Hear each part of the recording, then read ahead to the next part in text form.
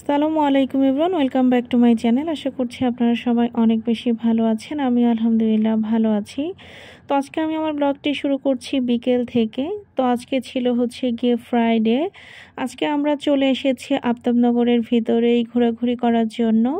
তো আফতাবনগরে আসলে প্রচুর পরিমাণে কাশফুল ফুটেছে, বেশ কিছুদিনই হলো। তো আমরা আসলে বের হব করে করে আর বেরই হওয়া হয়নি। তো আজকে জারিফের বাবা বলল যে চলো গিয়ে দেখে আসি।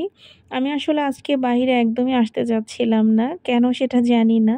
আমি আসলে বাইরে যেতে ভীষণ পছন্দ করি, তবে আজকে কেন জানি না আসতে চাচ্ছিলাম না। তো পরে জারিফের বাবা বারবার রিকোয়েস্ট করে আমাকে নিয়ে এসেছে আর কি। তো এই যে এখানে আমাকে এবং ছেলেকে দুজনকেই কাশফুল তুলে দিচ্ছিল সে।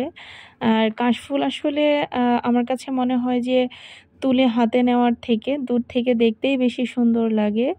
তারপরেও দেখছিলাম কেন জানি না অনেকে এখানে এসে কাশফুল তুলে হাতে নিচ্ছে, তো আমি একটু নিলাম আর কি, মেনলি ভিডিও করার জন্য। তো এখানে দেখতেই পাচ্ছেন আমি কাশফুল নিয়ে একটু ভিডিও করছিলাম। আর আমরা আসলে এত কাছে থেকেও দেখা যায় যে ম্যাক্সিমাম দিনই আমরা বাসার নিচে নামার একটু পরেই মাগরিবের আজান হয়ে যায়। তো এটা আমাদের সাথে বরাবরই হয়। তো তারপরে আমি একটু এসেছিলাম মিনা বাজারে আকিজের এই চালটা নেওয়ার জন্য শুধু, কারণ আমরা সাধারণত বেস্ট বাইয়ে যাই। তো এই চালটা আসলে মা বলেছিল যে খেতে ভালো, তবে আমার কাছে ভালো লাগেনি। আমি 5 কেজি নিয়ে ট্রাই করে দেখেছি।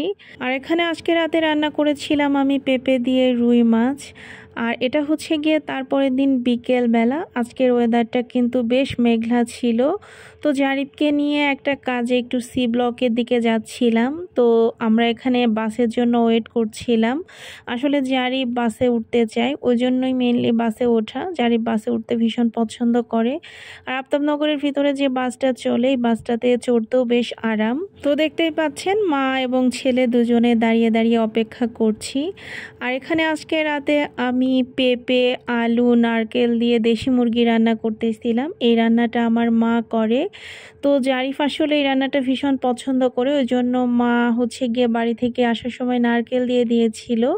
আর পেঁপে আসলে বাজার থেকে কিনেছি। তো যাই হোক, আমি আজকে এই রান্নাটা মাটির কড়াইয়ে করব। তো এই মাটির কড়াইটাও আমি প্রায় 2 বছর আগে বাসার নিচের মেলা থেকে নিয়েছিলাম। তো ব্যবহার করব করব করে আর কখনো করাই হয়নি। তো আজকেই প্রথমবার আমি মাটির কড়াইয়ে কিছু রান্না করতেছি। এর আগে আমি আসলে কখনোই মাটির কোনো পাত্রে রান্না করিনি।